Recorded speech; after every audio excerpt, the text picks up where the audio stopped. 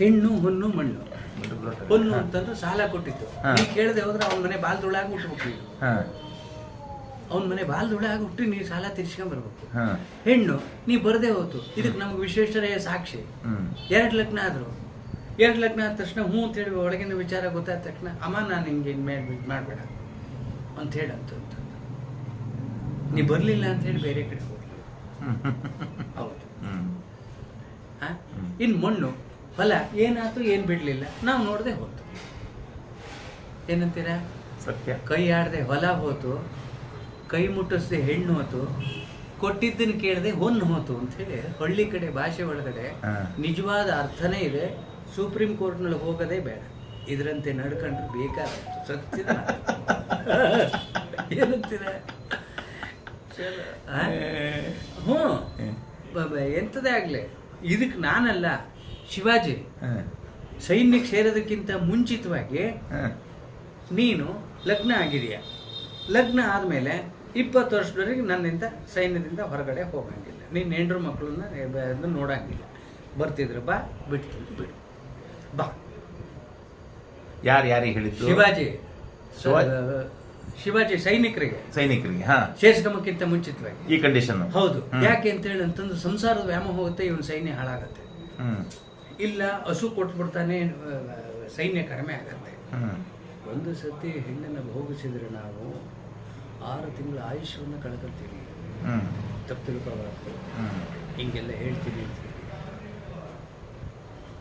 ಇನ್ನೂ ನಿಮ್ಮ ಎಕ್ಸ್ರೇ ಒಳಗೆ ಡೀಪ್ ಸ್ಕ್ಯಾನಿಂಗ್ MRI ಒಂದು ಸತಿ ಮಾಡಿದ್ವಿ ಅಂತಂದ್ರೆ ವರ್ಷದ ಆಯುಷ್ಯವನ್ನು ಕಳ್ಕೊತೀವಿ.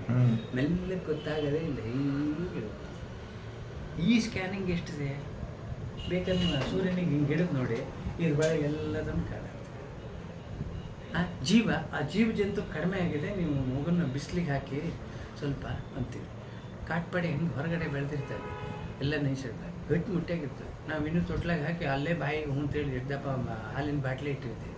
ವಾಣೆಗೆ ಬೆಳೆದಿದ್ದು ಕೋತಿ ಆಯ್ತು, ಊರಾಗ ಬೆಳೆದಿದ್ದು ಆರ್ಸಾದ. ಕೋಣೆಗೆ ಬೆಳೆದಿದ್ದು ಕೋತಿ. ಈಗ ನೋಡ್ರಿ ಕಂಪ್ಯೂಟರ್ ಹಿಂಗಂತವಲ್ಲ, ಅವಕ್ಕೆ ಎಂತದ ಅಂತೆ ಕರೆಂಟ್ ವೈರ್ ಹಿಂಗನ್ನ ಮತ್ತೆ ಹಿಂಗೆ ಅಂದ್ಬಿಡ್ತವೆ. ಹಿಂಗೆ ಅನ್ಬೇಕು ಯಾವಾಗಲೂ ಕರೆಂಟ್ ಮುಟ್ಟೋ ಅಷ್ಟೊತ್ತಿಗೆ ಇಲ್ಲಿ ಇನ್ಸುಲೇಷನ್ ಇರ್ತದೆ.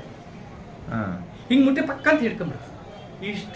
ಈಗ ಮನೇಲಿ ಇದ್ದಿದ್ದು ಕೋತಿ ಆಯ್ತು, ಕೋಣೆಯಲ್ಲಿ ಬೆಳೆದಿದ್ದು ಕೋತಿ ಆಯ್ತು, ಊರಾಗ ಬೆಳೆದಿದ್ದು ಅರಸಾದ ಅಲ್ವಾ?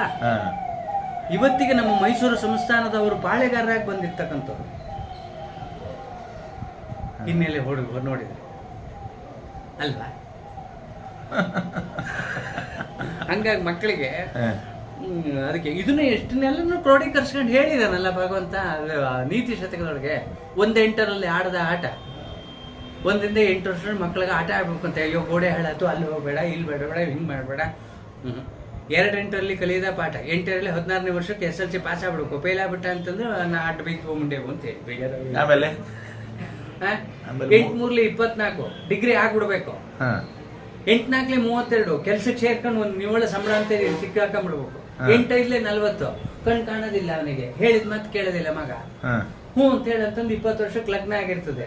20 ವರ್ಷಕ್ಕೆ ಲಗ್ನ ಆಯ್ತು ಅಂತ ಹೇಳಂತಂದ್ರೆ ಹೆಣ್ಣಾಗ್ಲಿ ಗಂಡಾಗ್ಲಿ ಒಳ್ಳೆ ಕೊಯ್ಗಳ ಇದು ಬಂದಿರ್ತದೆ. ಅಷ್ಟು ತನ್ನಲ್ಲಿರ್ತಕ್ಕಂಥ ತನ್ನ ವರ್ಚಸ್ಸು, ಓಜಸ್ಸು, ಯಶಸ್ಸು, ಓಜಸ್ಸು, ತೇಜಸ್ಸು 3 ಸಮೇತ ಘನೀಕೃತವಾಗಿರ್ತದೆ. ಅಂಥದ್ರೊಳಗೆ 40 ವರ್ಷದ ಮಗ ಬಂದ್ಬಿಟ್ಟಿರ್ತಾನೆ. ಸಾಕು. ಆಮೇಲೆ 5ನೇದು 40 ಆತಲ್ಲ, 6 ಆರಿಲ್ಲ. ಈ 5 ಸಮೇತ ಪಂಚೇಂದ್ರಿಗಳು ಅದ್ರ ಮೇಲೆ ನಮ್ಮಲ್ಲಿ ಡಿಪೆಂಡ್ ಆಗಿರುತ್ತೆ. ಇಷ್ಟು ಲೆಕ್ಕ ಇಟ್ಟಿರ್ತಾರೆ ಅವರು. 1-0 ಅಂತೇಳಿ ಸುಮ್ಮನೆ ನಮ್ಮ ಅಪ್ಪ ಸತ್ತೋಗ್ಬಿಟ್ಟ ಅಂತೇಳಿ ತೂತೊಡೆ ಮಾಡಿ ಹಾಕ್ಬಿಡ್ತಾರೆ. ಈ ದೇಹ ಇಲ್ಲ, ಇದ್ಮೇಲೆ ಶೂನ್ಯ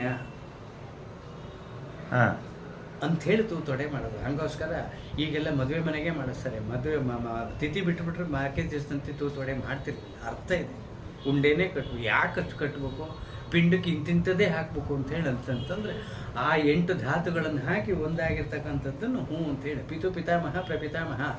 RTC ಆಯ್ತು, RTC ಆದರೆ ಮಿಟೇಷನ್ ತಗೊಂಬ, ಮಿಟೇಷನ್ ಆದ್ರೆ ಹ್ಞೂ ಅಂತ ಹೇಳಿ ಅಂತಂದ್ರೆ ರೈಟಿಂಗ್ RTC, ಇದು ರನ್ನಿಂಗ್ RTC ತಗೊಂಬ. ಇಲ್ಲೇ ಅಲ್ವ ಶಾಂತಿ ಪಾಠ ತಗೊಂಬ. ಅಷ್ಟಬಂಧನ ಮಾಡ್ಕೊಳ್ಬೇಕು. ಅಷ್ಟಬಂಧನ ಕಾಂಟ್ಯಾಕ್ಟ್ ಮಾಡ್ತೀನಿ. ಆಯ್ತು.